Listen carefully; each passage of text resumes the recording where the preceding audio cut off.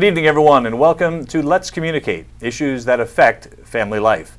I'm Paul Spyhalla. This is a presentation of the West Orange Municipal Alliance. Today we're going to be talking with Randy Nathan. Randy, thank you very much for joining us today. Thank you, Paul, for having me. And among the many things we're going to be talking about is the power of choice. And that's an interesting phrase. Yeah. What is the power of choice? What does that mean? It has a lot to do with kids and youth and teens and the way they view their lives, and the fact that everything that comes up in their life has to do with the way they make their choices.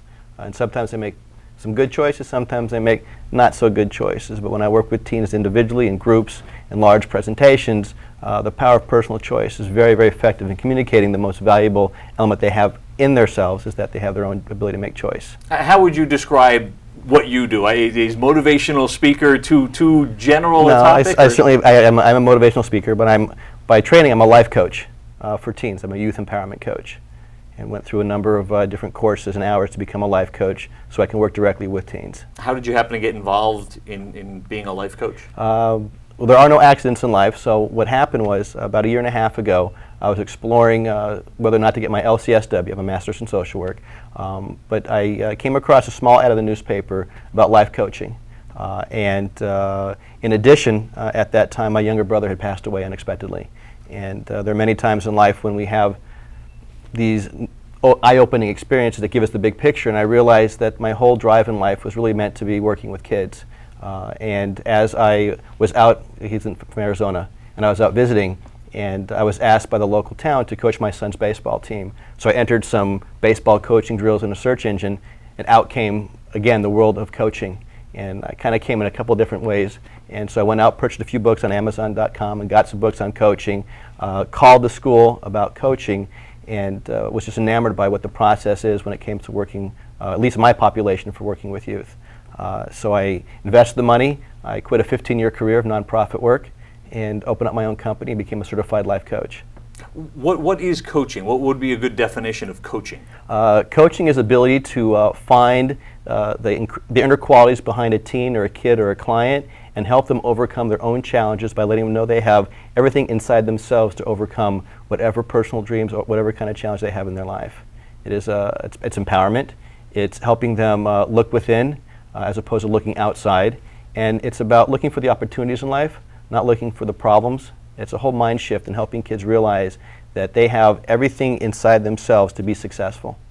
What age groups do you generally work with? Primarily middle school, high school, college, and recent college graduates. Okay, so it's pretty It's wide pretty range. broad. It's a pretty broad, and I have started seeing kids as young as 9 and 10 years old. How do the problems change from that 9, 10-year-old to the college age? That's a great question. Well, choice is always has always right there. 9 and 10-year-olds aren't as concerned about college.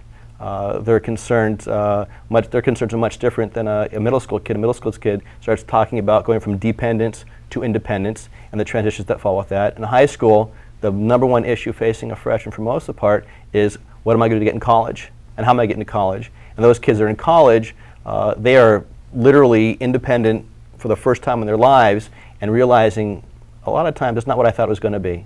And their time was all structured from when they were a kid, and now there's no bells going off every 45 minutes to change classes.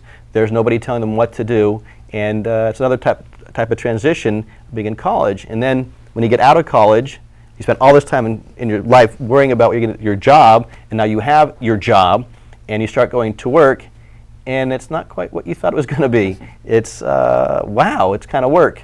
And it's nice because you have some money, but again, the perception is what you had this whole time you're supposed to get there, and we're so busy about worrying the future that once you get there, you begin to realize that you really didn't spend much time in the present.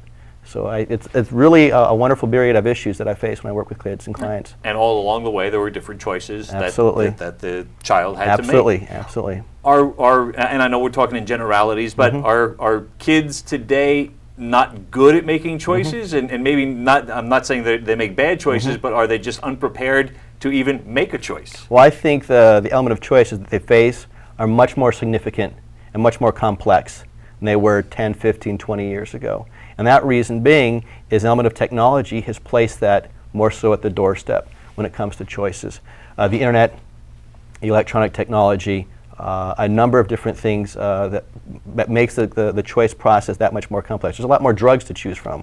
It is much easier to cheat as much off the internet. It really challenges a character of value, of honesty and integrity when there's so much stress and pressure on them to succeed. And so when it comes to choices, they're really faced with some complex issues. It's not as easy as it used to be. It used to be, do I drink alcohol or don't I? But now you have alcohol, you have marijuana, you have ecstasy, you have meth. I mean, there's just such a myriad of choices, and a lot of these kids in a lot of schools, you have to walk through a metal detector. So not only do you have to worry about what choices you're doing, you're worried about the other choices that might happen to you at the high school level. And they learn that very early on in middle school. Certainly we idealize the 1950s, the greatest time, but again, kids had tough choices back then, Absolutely. as they did in the 60s and the 70s, and today. Absolutely. Is it just that there are more, as you said, are there more choices to make? I think it's all relative. I think you take a 16-year-old in 2006 up against a 16-year-old in maybe 1986, which is pretty close to where I was. And I was facing some pretty serious challenges. I wanted to get to college. I wanted a future. My parents wanted the best for me. And I had a support system, and I had choices to make. But I wasn't underneath the cocoon of the internet. I wasn't under the microscope of parents wanting to know. Some schools have something called Power School, where Power School is software where parents can see their grades of their kids any day of any given moment. So the microscope is much different. So the pressure was different for me, the stress. And kids today have cell phones, and it's a great invention. It's great. My daughter, who's 12, at some point will probably get a cell phone very soon because we're afraid something's going to happen to her and we can get in touch with her. But it's also greater responsibility because cell phones and more independence. It's a real big difference today, and it's relative, but I think it's a little more complicated than it used to be. How do schools, I would assume they're the primary people that get in touch with you, how do they get in touch with you? Many different ways. Word of mouth, email, call me on my phone. Any kids I come in contact, I'll have access to my cell phone number. So it's a number of different ways, and I spend a lot of time sending information out on the internet. I have a website, and I broadcast emails out to various schools.